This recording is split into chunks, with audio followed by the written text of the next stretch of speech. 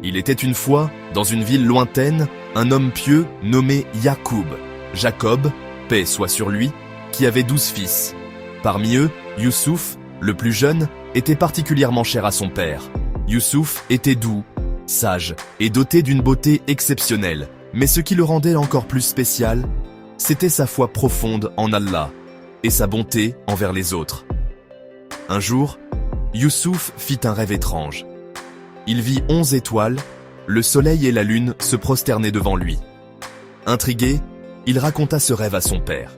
Yacoub, sage et perspicace, comprit que ce rêve signifiait que Youssouf était destiné à un avenir extraordinaire. Mais il lui dit aussi de ne pas le raconter à ses frères, car la jalousie pouvait être dangereuse. Et cette jalousie se manifesta rapidement.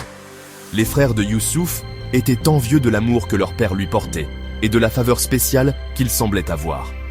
Un jour, poussés par cette jalousie, ils décidèrent de se débarrasser de lui.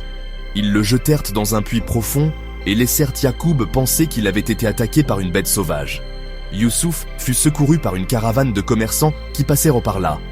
Ils l'emmenèrent en Égypte et le vendirent comme esclave à un homme influent nommé Al-Aziz. Malgré les épreuves, Youssouf resta patient et fidèle à Allah, continuant à faire le bien et à servir son maître avec loyauté. Mais la vie en Égypte ne fut pas facile. La femme d'Al-Aziz, séduite par la beauté et la vertu de Youssouf, tenta de le tromper et de le compromettre. Youssouf, cependant, refusa avec fermeté et dignité. Malgré sa droiture, il fut accusé à tort et jeté en prison. Là encore, il ne perdit pas courage et continua à faire preuve de patience et de foi. En prison, Youssouf rencontra 2 prisonniers qui avaient fait des rêves troublants. Grâce à sa sagesse et à l'aide d'Allah, il interpréta leurs rêves avec précision. L'un des prisonniers fut bientôt libéré et servit au palais du roi. Quelques années plus tard, le roi eut un rêve étrange que personne ne pouvait interpréter. Le prisonnier se souvint de Youssouf et le recommanda au roi. Youssouf fut appelé au palais et, avec la permission d'Allah, il interpréta le rêve du roi.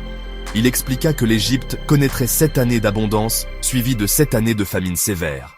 Impressionné par sa sagesse et sa clairvoyance, le roi le nomma ministre et lui confia la gestion des réserves alimentaires du pays. Pendant la famine, les frères de Youssouf vinrent en Égypte pour acheter de la nourriture, ne reconnaissant pas leurs frères. Youssouf, rempli de compassion, les traita avec bonté et miséricorde. Il les mit à l'épreuve pour voir s'ils avaient déchangé. Lorsqu'il vit qu'ils avaient abandonné leur jalousie passée et qu'ils étaient sincères, il se révéla à eux. Les retrouvailles furent émouvantes et pleines de pardon. Youssouf embrassa ses frères et leur offrit son pardon total. Enfin, Youssouf invita son père Yacoub et sa famille à venir s'installer en Égypte. La famille se réunit et fut bénie par la prospérité, la paix et la foi. Youssouf, malgré toutes les épreuves qu'il avait traversées, resta humble et reconnaissant envers Allah, montrant que la patience, la foi et le pardon mènent toujours à la victoire et à la paix intérieure. Leçon de l'histoire. 1. La patience face à l'adversité conduit à la réussite. 2. La jalousie et la haine détruisent les relations, mais le pardon les restaure. 3. La foi en Allah est un refuge dans les moments difficiles. 4. L'honnêteté et la droiture sont récompensées, même quand les circonstances semblent injustes. 5. La réconciliation et la miséricorde apportent la paix à soi-même et aux autres.